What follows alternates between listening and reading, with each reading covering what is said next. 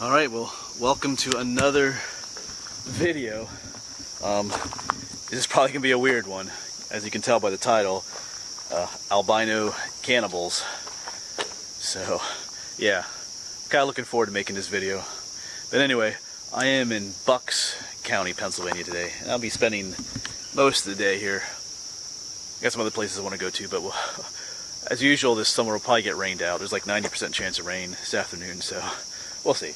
But anyway, this is Haycock Mountain, and Knockmixon State Park is just to the south of here, if you're wondering where I am roughly.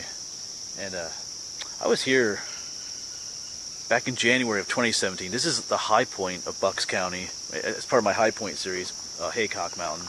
But at the time I did that video, I didn't realize that this place also had quite a bit of a haunted history to it, like it does. You know, there's, like today I'm doing the albino cannibals, but there's some other haunted stuff in this area too.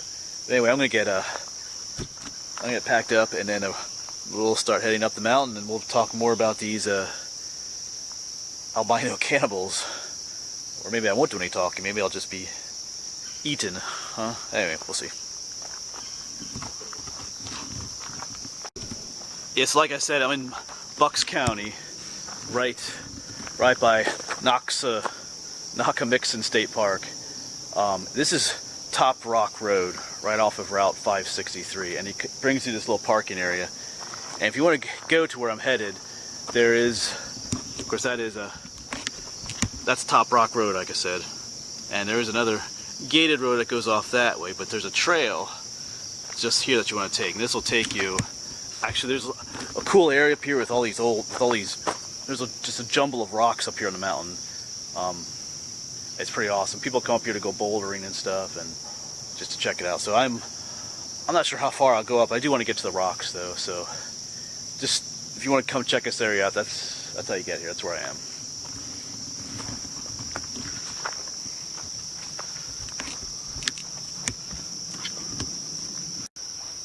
So I came across this story while doing research for something else. After this spot, I didn't plan on doing another one of my lost treasure episodes. But anyway, I'd come across a reference that this one gang had hid treasure near Haycock Mountain or something like that. So I went on Google and I started typing in Haycock Mountain. And you know how Google gives you other suggestions. One of the suggestions that came up was Haycock Mountain Cannibals.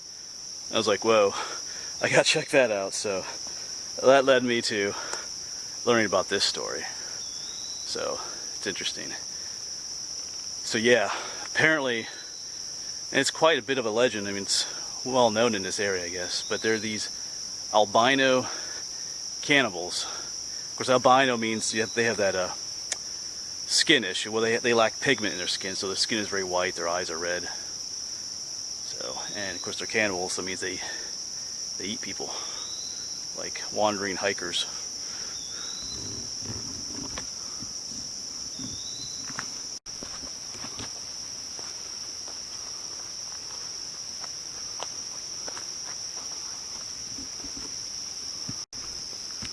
Yeah, supposedly one of the things these cannibals do is hide up in the trees above the trails, or so I've read, and then they leap down upon unsuspecting hikers and drag them back to their lair and eat them with the rest of the cannibals. So keep an eye out up in the trees for any albino cannibals. That's kind of disturbing.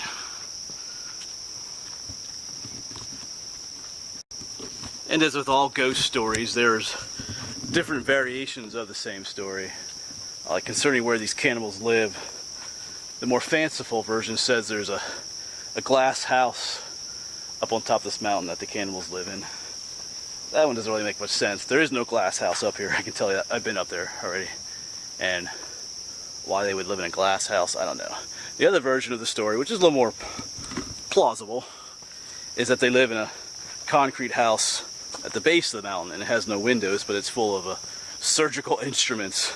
That's one account said. Of course, you know what they use those surgical instruments for, is to cut up the hikers that they left upon out here on the forest trail.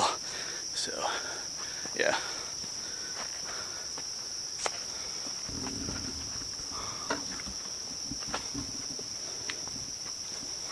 Yeah, so here's where the area of all the boulders starts, but it just gets cooler as you go up to the top of the mountain. But I'm not going to the top of the mountain today. I was kind of pondering it a little bit, but it is, I guess I do have other places to go, but it's terribly muggy today yet, soupy, and air quality kind of stinks, so it's just not really the greatest of day to climb rocks. But I would like to come back someday again, explore this mountain some more. But anyway, back to the cannibals. Another story says that within all these boulders, there are subterranean tunnels that the cannibals use to travel and live in as well. So, you know, if you're climbing around these boulders, you know, don't be surprised if, you know, something grabs your foot and pulls you down. Anyway, I'm not really a believer in the albino cannibals, but it makes for a good story though. Especially if you're out here by yourself, looking up into the trees, wondering if something is watching you.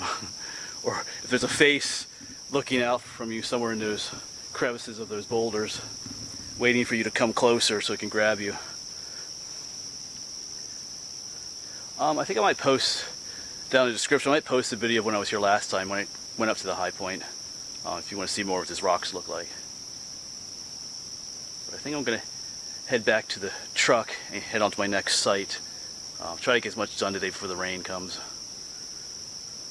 So anyway, the Albino Cannibals of Haycock Mountain. And there are some other tales about this place. I might tell you a few more stuff on the way back about this mountain. But yeah. And there was no lack of information online about these albino cannibals either, if you're interested in learning more about them. There's even an article about them in the book Weird Pennsylvania, because they called this Ghost Mountain, though. Albino Cannibals of Ghost Mountain. Alright. It's peaceful and quiet for now. Alright, I'm going to start heading back. No cannibals are showing themselves. Thankfully. I prefer not to. We're all going to die someday, but I prefer to go down a different way.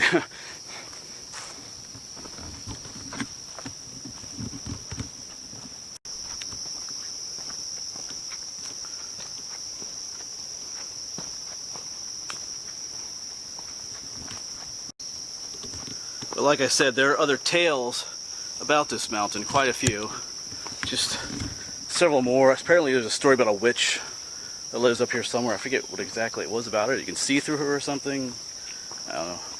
And there was a weird one about a battle being happening up here between the Native Americans, I think it was the Lenape, if I'm saying it right, Lenape Indians, and the woolly mammoths. And it wasn't just any battle; it was the final battle between them. So I came across that story several times. I'm not sure what they were fighting for or who won. I'm guessing the Lenape won those battles, but I don't know. It's kind of interesting though. I mean, I doubt it happened for real, but who knows? I mean, anyway, I'll let that go. That might be for another video someday. I'll learn more about that. So, and I think there's like some haunted bridge near here or something too, maybe, I think, if I remember correctly. But so, cool place. Like I said, those rocks up there are cool too. It's just not a great day for exploring them. The humidity and the mugginess makes the rocks slippy too, because there's a lot of rock scrambling you have to do up there. But you can see some of that in the video that I'll put in the description below when I was here some time ago.